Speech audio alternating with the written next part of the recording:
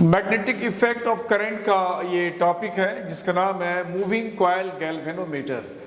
यानी ये गैल्वेनोमीटर है जिसके अंदर एक कॉइल है जो कॉइल मूव करता है यानी रोटेट करता है। उस पूरे डिवाइस को हम लोग यहाँ पे डिटेल करेंगे। यहाँ पे बहुत बड़े लेंथ का वीडियो नहीं है, बहुत छोटा लेंथ का है। आपके 12th एग्जाम में अक्सर ये पूछे जाते हैं, तो आप मेरे साथ पैरेलल अगर पेन एंड पेपर के साथ बैठे हो तो आराम से आप नोट्स आप खुद लिख सकते हो। मैंने सारा कंटेंट इसमें दे रखा है। 12th एग्जाम में जो ये मूविंग कॉइल गैल्वेनोमीटर पे जो क्वेश्चन, एक कंप्लीट क्वेश्चन पूछा जाता है, उससे रिलेटेड जितना कंटेंट है जो भी आपको नोट्स में लिखना है वो सारा मैंने दे रखा है। अगर आप चाहो तो इसको पॉज करके आराम से पेन एंड पेपर के साथ बैठो, आराम से उसको लिख सकते हो, कोई दिक्कत नहीं है। सारा कुछ क्लैरिटी के साथ आप खुद लिख सकते हो।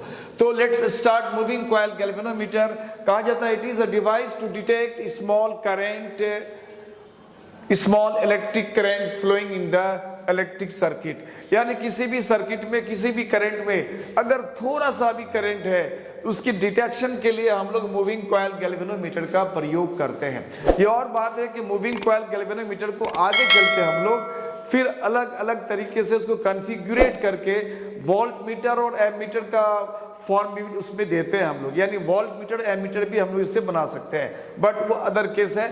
अभी हम लोग as a moving coil galvanometer देख रहे हैं। और मूविंग कॉइल गैल्वेनोमीटर का जो डिजाइन किया गया था, उसको जो कंस्ट्रक्ट किया गया था, तो बेसिकली स्मॉल करंट किसी भी सर्किट में अगर थोड़ा सा भी करंट है तो उसके डिटेक्शन के लिए इसका कि इसका फॉर्मेशन किया गया था, इसको कंस्ट्रक्ट किया बनाया गया था। तो कहा गया it is a device to detect small current flowing in the electric circuit. यानी इलेक्ट्रिक सर्किट में जो थोड़ा सा भी करंट प्रवाहित होता है उसको ये मूविंग कॉइल गैल्वेनोमीटर डिटेक्ट करेगा। Let's start. ये बनता कैसे है? बहुत सिंपल फिगर है, ज्यादा कुछ कॉम्प्लिकेशन इसमें नहीं जाना है आपको। बहुत सिंपल एक फिगर बना देना है। यहाँ पे दो पोल दिखाया गया। मैग्नेट का एक नॉर्थ पोल है, इधर की तरफ साउथ पोल है, और इन दोनों पोल के बीच में ये जो कॉइल है, ये तार लपेटा हुआ कॉइल है।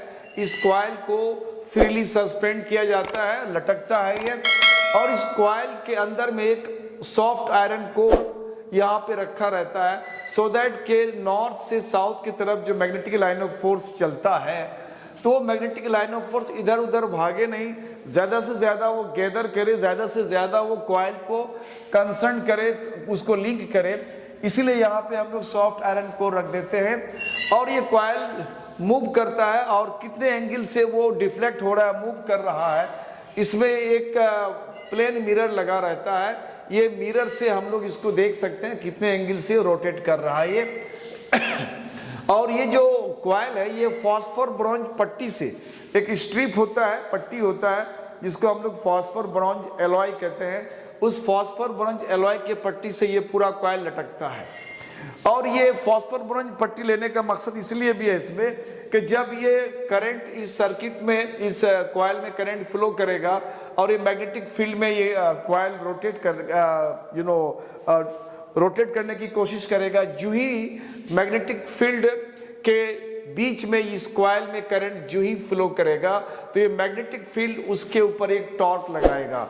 कितना टॉर्क लगाएगा और टॉर्क का वैल्यू कितना होता है, तो इससे पहले मैंने ऑलरेडी एक वीडियो अपलोड कर रखा है जिसका नाम है torque acting on rectangular coil या rectangular current carrying coil when placed in uniform magnetic field. आप जाके देख सकते हो उस वीडियो को, आराम से समझ सकते हो कि जब किसी रेक्टेंगुलर कॉइल, किसी कॉइल में जब करंट फ्लो करे और वह करंट कैरी करने वाले कॉइल अगर किसी मैग्नेटिक फील्ड के अंदर हो, यूनिफॉर्म मैग्नेटिक फील्ड के अंदर हो, तो वो मैग्नेटिक फील्ड उस कॉइल को डिफ्लेक्ट करना चाहता है, रोटेट करना चाहता है, उसमें एक टॉर्क लगाना चाहता है। तो कितना टॉर्क लगता है वो सारा चीज हमने ऑलरेडी डिराइव करके प्रूव करके रखा है, आप उसको जाके देख सकते हो। यहाँ डायरेक्ट हम लोग उस टॉर्क का यूज करेंगे, यहाँ उस टॉर्क की वैल्यू को हम लोग प्रूफ नहीं करेंगे। तो ऑलरेडी आपको यहाँ नहीं करना है, ऑलरेडी ये दिया हुआ, जाके आप देख सकते हो। तो जो ही करंट फ्लो करता है तो ये टॉर्क लगता है, यानी मैग्नेटिक फील्ड इसमें टॉर्क लगाएगा, डिफ्लेक्टिंग टॉर्क। जब टॉर्क लगाएगा तो ये ट्विस्ट होना चाहेगा, यानी घूमना चाहेगा। जो ही घूमेगा, रोटेट करना चाहेगा, तो ये फॉस्फोर ब्रॉन्ज पट्टी है, उस पट्टी में ट्विस्ट आ जाएगा। और फॉस्फोर ब्रॉन्ज जो होता है उसमें जरा सा भी ट्विस्ट अगर होता है तो वो अपने को रेस्टोर करना चाहता है, मतलब अपने पहले हालत में आना चाहता है। तो मैग्नेटिक फील्ड तो इसको ट्विस्ट करना चाहेगा, घुमाना चाहेगा, और जो पट्टी है, जिस पट्टी के सहारे ये सस्पेंडेड लटक रहा है, वो पट्टी में जब ट्विस्ट होगा तो अपने पहले हालत में आना चाहेगा, यानी रिस्टोर करना चाहता है। यानी पट्टी रेस्टोरिंग टॉर्क लगाएगा और मैग्नेटिक फील्ड डिफ्लेक्टिंग टॉर्क लगाएगा।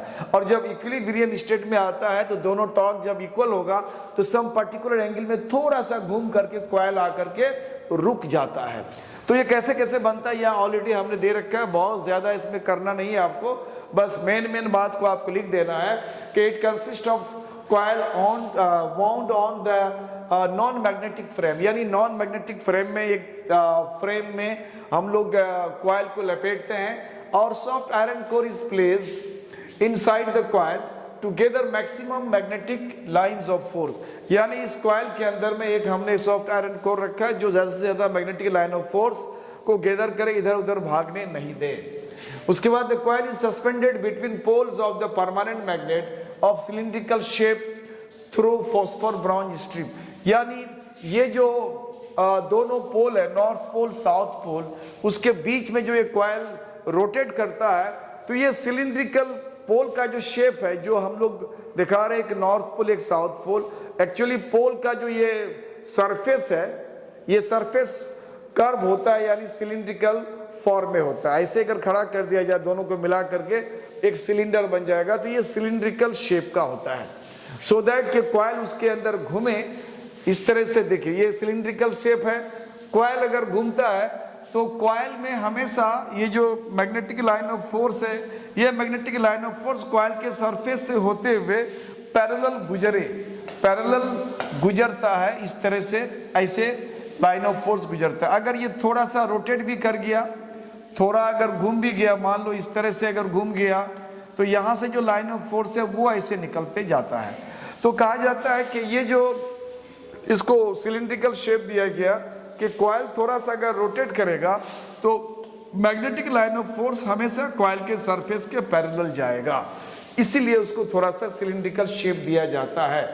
अब उसमें एक प्लेन मिरर दिया लगाया रहता है, अगर थोड़ा सा भी वो ट्विस्ट होगा, टॉर्क लग के थोड़ा सा घूम जाएगा तो मिरर यहाँ थोड़ा सा घूम जाएगा और उसमें लाइट पड़ता है, और लाइट से कितने से लाइट रिफ्लेक्ट होता है, कितने एंगल से रिफ्लेक्ट कर जाता है, वो एंगल को मेजर कर सकते हैं हम लोग आराम से, यानी कितने एंगल से वो कॉइल ट्विस्ट कर गया, घूम गया। तो ये सारा चीज के अंदर दिया हुआ है। अब हम लोग इसमें कुछ चीज जो थ्योरी के फॉर्म में हम लोग इसको देखते हैं, कैलकुलेट करना चाहते हैं, तो कुछ रिलेटेड चीज को हम लोग यहाँ मान लिया। जो नॉर्थ पोल और साउथ पोल के बीच में मैग्नेटिक फील्ड है उसका इंटेंसिटी हमने V मान लिया, और कॉइल में जो करंट फ्लो करता है उस करंट का वैल्यू हमने I ले लिया है, और कॉइल का लेंथ वगैरह ले लिया, लेंथ हमने L ले लिया, ब्रेड उसका B, लंबाई L है, चौड़ाई B है, और एरिया ऑफ द कॉइल जो है वो A है। एरिया ऑफ द कॉइल की अगर बात करें बच्चों तो एरिया ऑफ कॉइल बड़ा होता है लेंथ इनटू ब्रेड, यानी लंबाई गुने चौड़ाई। रेक्टेंगुलर अगर फॉर्म में है तो इसका एरिया का वैल्यू हो जाएगा L इंटू B, और यहाँ N जो टोटल नंबर ऑफ टर्न्स, यानी कॉइल में जो नंबर ऑफ टर्न्स लपेटा गया है तो टोटल नंबर ऑफ टर्न्स यहाँ N ले लिया है। अब जो ही हम कॉइल में करंट फ्लो कराते हैं, मैग्नेटिक फील्ड में होने के कारण मैग्नेटिक फील्ड उसके ऊपर एक टॉर्क लगाएगा जो उसको रोटेट करना चाहेगा, जिसको हम लोग डिफ्लेक्टिंग टॉर्क कहते हैं। और फॉस्फोर ब्रॉन्ज पट्टी जिसके होकर के लटक रहा है, जो ही कॉइल मूव करना चाहेगा, रोटेट की तरफ ऐसे घूमना चाहेगा, तो ये जो पट्टी है उस पट्टी में ट्विस्ट आ जाता है, यानी जो फॉस्फोर ब्रॉन्ज पट्टी है वो रेस्टोरिंग टॉर्क लगाना शुरू कर देता है। और एक पर्टिकुलर एंगल में घूमने के बाद जब दोनों टॉर्क इक्वल हो जाता है तो वहां आकर के कॉइल हमारा रुक जाता है। तो कहा जाता है एट इक्विलिब्रियम, जब इक्विलिब्रियम स्टेट आ जाता है तो कहा जाता है कि deflecting torque on coil, coil पे जो डिफ्लेक्टिंग टॉर्क लगाता है हमारा मैग्नेटिक फील्ड वो, और वो इटसेल्फ जो फॉस्फोर ब्रॉन्ज पट्टी है वो अपने हालत में आना चाहता है, जिसको हम लोग रेस्टोरिंग टॉर्क कहते हैं। तो restoring torque on the coil and deflecting torque on the coil जब इक्वल हो जाता है तो उस समय उस पोजीशन को हम लोग कहते हैं इक्विलिब्रियम स्टेट। अब जब ये डिफ्लेक्टिंग टॉर्क की अगर बात करेंगे तो हम लोगों ने ऑलरेडी पढ़ रखा है बीना साइन थीटा। बीना हमने कहा था, बीना ऑलरेडी मैं ये प्रूव कर चुका हूं ये ऑलरेडी मैंने एक वीडियो अपलोड कर रखा है, आप उसको जाके देख सकते हो। ये वैल्यू कैसे आया, कहाँ से आया, समझ में आ जाएगा। यहाँ डायरेक्ट इसका यूज करना, बीना साइन थीटा। तो यहाँ पे बीना साइन थीटा ये जो थीटा एंगल है वो मैग्नेटिक लाइन ऑफ फोर्स या यूं कहा जाए मैग्नेटिक फील्ड, और कॉइल जो है, कॉइल के सरफेस में जो एक परपेंडिकुलर डालते हैं हम लोग, परपेंडिकुलर जिसको एन कैप भी कहते हैं, उन दोनों के बीच का एंगल होता है। तो चूंकि कॉइल के सरफेस के बिल्कुल parallel magnetic line of force का डायरेक्शन होता है और उस कॉइल के सरफेस में परपेंडिकुलर इधर की तरफ होगा, तो इन दोनों के बीच जो एंगल थीटा होगा बच्चों, ये 90 डिग्री हो जाएगा। तो थीटा या 90 डिग्री हो गया। तो अब यहाँ हो गया बीना साइन 90 डिग्री, और उसके बाद हो गया के फाई। के क्या है, तो के कहा जाता है restoring torque per unit twist. यानी जो फॉस्फोर ब्रोंज पट्टी है, जब इसको ये ऐसे घूमना चाहता है, पट्टी में जब ऐसे ट्विस्ट होगा, जब ये रोटेट करेगा, ट्विस्ट होगा, तो पर यूनिट ट्विस्ट में उसका जो रेस्टोरिंग टॉर्क का वैल्यू है वो है के, स्मॉल के लेते हैं पर यूनिट ट्विस्ट। और अगर ट्विस्ट यानी कॉइल हमारा अगर फाई एंगल से घूम करके एक पर्टिकुलर फाई एंगल में घूमने के बाद कॉइल अगर वहां पे रुका हुआ इक्विलिब्रियम स्टेट में है, तो यूनिट ट्विस्ट के लिए हमारा रेस्टोरिंग टॉर्क जो लगाता है फॉस्फोर ब्रोंज पट्टी, वो के लगाता है या कप्पा भी कहते हैं हम लोग। और फाई एंगल से अगर वो रोटेट कर गया है तो टोटल रेस्टोरिंग टॉर्क हो जाएगा फाई इंटू के या के इंटू फाई। तो यहाँ पे रेस्टोरिंग टॉर्क हो जाएगा के फाई और डिफ्लेक्टिंग टॉर्क हो जाएगा बीना साइन 90 डिग्री। अब ये दोनों के इक्वल करेंगे, साइन 90 यहाँ 1 हो जाएगा, तो ये बीना हो गया। बीना में आई को हमने यहाँ रख दिया, अगर यहाँ आई रख देंगे तो बी एन ए बचेगा, साइन 90 तो 1 हो गया। तो ये जो बी एन ए है उसको उधर कर देते हैं, के फाई अपॉन यहाँ बी एन ए यानी बैन हो जाएगा, यानी आई इक्वल टू के फाई अपॉन बैन आ गया। और इस बैन में और इसमें इस पूरे वैल्यू में अगर देखा जाए तो ये जो के है, ये के उस मटेरियल का, जिस मटेरियल का वो पट्टी बंधा हुआ जिसमें कॉइल लटक रहा है, सस्पेंड है, उस मटेरियल का जो रेस्टोरिंग टॉर्क है वो फिक्स होता है। अलग अलग मटेरियल का अलग अलग वैल्यू होता है, तो दिस इज कांस्टेंट। और उसके बाद मैग्नेटिक फील्ड, ऑलरेडी मेरा परमानेंट मैग्नेट है, ये भी कांस्टेंट है। कॉइल को हमने जब डिजाइन करा है तो कॉइल का एरिया अब बीच में तो चेंज होगा नहीं, तो एरिया भी कांस्टेंट है। नंबर ऑफ टर्न्स कितना हमने लपेटा है दैट इज आल्सो कांस्टेंट। तो ये मिला के ये सारा वैल्यू कांस्टेंट होता है। इस पूरे कांस्टेंट को हम कैपिटल जी मान लिया और इस कांस्टेंट का नाम है गैल्वेनोमीटर कांस्टेंट। अब ये जी इसके बदले में अगर रखते हैं यहाँ पे, तो यहाँ से लेके यहाँ तक इस वैल्यू के लिए अगर हम जी लिखते हैं तो आई बराबर क्या हो जाएगा, जी फाई।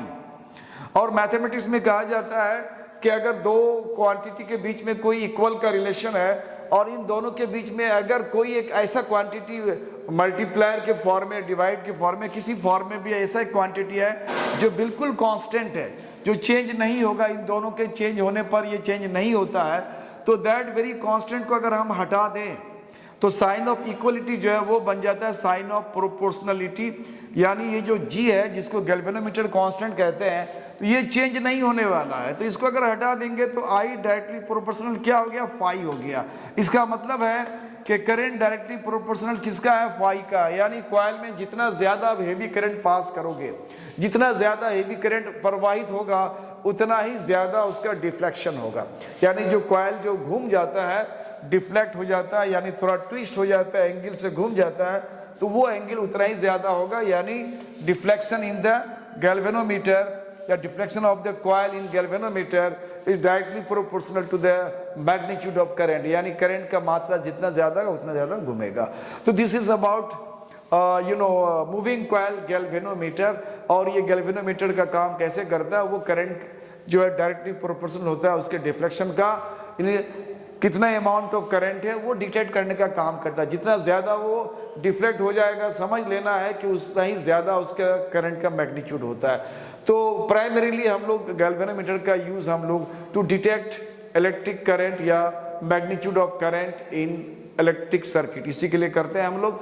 फिर इसको अलग अलग डिजाइन में चेंज करते हैं। गैल्वेनोमीटर कैसे काम करता है, उसकी सेंसिटिविटी को कैसे बढ़ाएंगे, कितना ज्यादा आदर्श वो गैल्वेनोमीटर बन सकता है, कितना अच्छा काम कर सकता है, उसके लिए कौन कौन फैक्टर्स उसके लिए जिम्मेदार है। तो इसके बाद जो आने वाला मेरा क्लास होगा, वीडियो का लेक्चर होगा, आप उसको ज़रूर देखो, वहाँ पे मैं उसको पूरा डिटेल कर दूंगा। तो ये आपका एक नोट्स हो गया गैल्वेनोमीटर्स, गैल्वेनोमीटर का कंस्ट्रक्शन और उसका थ्योरी और इसका वर्किंग कैसे काम करता है। तो this is about galvanometer, its construction and it's working. Thank you for watching my channel, keep it up.